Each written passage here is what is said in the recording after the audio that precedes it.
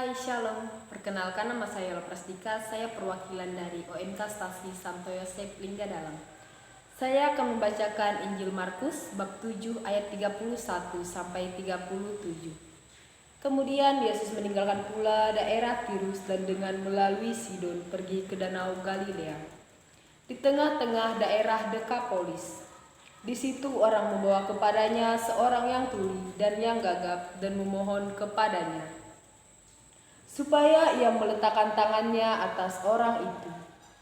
Dan sesudah Yesus memisahkan dia dari orang banyak, sehingga mereka sendirian, ia memasukkan jarinya ke telinga orang itu, lalu ia meludah dan meraba lidah orang itu. Kemudian sambil menengadah ke langit, Yesus menarik nafas dan berkata kepadanya, "Efata," artinya terbukalah. Maka terbukalah telinga orang itu, dan seketika itu terlepas pula pengikat lidahnya. Lalu ia berkata-kata dengan baik. Yesus berpesan kepada orang-orang yang ada di situ supaya jangan menceritakannya kepada siapapun juga. Tetapi makin dilarangnya mereka. Makin luas mereka memberitakannya. Mereka takjub dan tercengang dan berkata, "Ia menjadikan segala-galanya baik." Yang tuli dijadikannya mendengar, yang bisu dijadikannya berkata-kata. Demikianlah sabda Tuhan. Hai, Shalom. Perkenalkan, nama saya Yola Prastika. Saya perwakilan dari OMK Stasi Santo Yosef Linggadalem. Saya akan membacakan Injil Markus bab 7 ayat 31 sampai 37.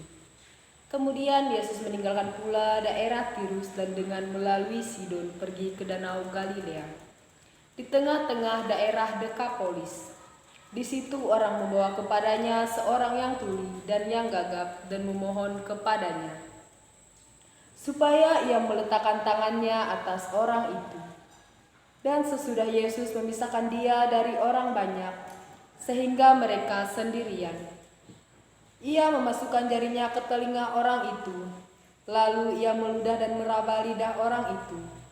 Kemudian sambil menengadah ke langit, Yesus menarik nafas dan berkata kepadanya, "Efata," artinya terbukalah.